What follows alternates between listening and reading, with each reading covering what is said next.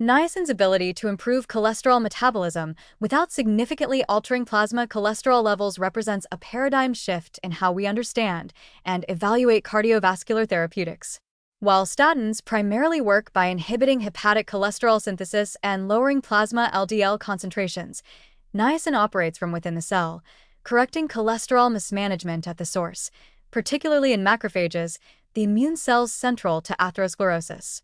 This cell-specific action allows niacin to enhance cholesterol efflux, protect lysosomal integrity, and reduce inflammatory signaling, even when systemic lipid profiles remain largely unchanged. The result is a profound anti-atherogenic effect that is independent of traditional serum lipid markers. At the core of this mechanism is niacin's activation of a highly specialized intracellular signaling axis. Upon entering the cell, niacin stimulates CD38, leading to the generation of nicotinic acid adenine dinucleotide phosphate, NAP. NAP serves as a second messenger that triggers calcium release from lysosomes via TRPML1 channels. This calcium signal is essential for activating liver X receptor alpha, LXRA, a transcription factor that governs genes responsible for cholesterol transport, including Niemann-Pick C1, NPC1, ABCA1, and ABCG1. These proteins mobilize cholesterol out of lysosomes and facilitate its transfer to HDL particles, initiating the process of reverse cholesterol transport, RCT. The significance of this pathway lies in its independence from plasma cholesterol levels.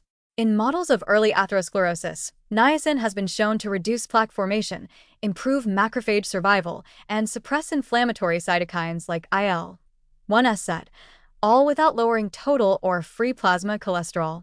This suggests that atherosclerotic disease is not solely a reflection of what circulates in the bloodstream, but also a result of how effectively cells can handle the cholesterol they encounter. Niacin's primary therapeutic value may therefore lie in its capacity to detoxify cells overloaded with cholesterol, particularly in vascular tissue. This distinction is important because plasma cholesterol levels, while useful as population-level predictors, do not always capture the nuance of cellular cholesterol stress. Macrophages in atherosclerotic lesions may be engulfing excess oxidized LDL, even when systemic cholesterol levels are within normal limits. In such cases, improving the intracellular trafficking and export of cholesterol becomes more relevant than simply reducing its circulating quantity. Niacin meets this need by activating intracellular pathways that are responsive to lipid stress, but not necessarily to systemic lipid fluctuations. Moreover, niacin's precision reduces the risk of the unintended consequences sometimes associated with aggressive plasma lipid manipulation. For instance, statin therapy, though effective, may not adequately address the burden of intracellular lipid accumulation or its downstream inflammatory consequences.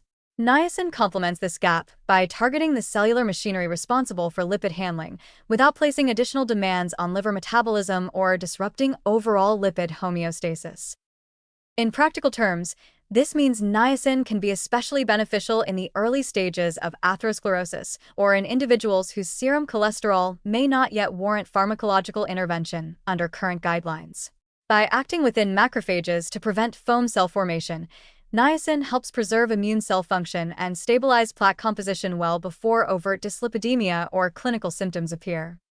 In summary, niacin enhances cholesterol efflux through a finely tuned, cell-intrinsic mechanism that involves CD38, NAP, lysosomal calcium signaling, and LXRA-mediated gene expression. This process improves cholesterol clearance from immune cells without significantly affecting plasma lipid levels, highlighting a novel, intracellularly focused strategy in cardiovascular prevention.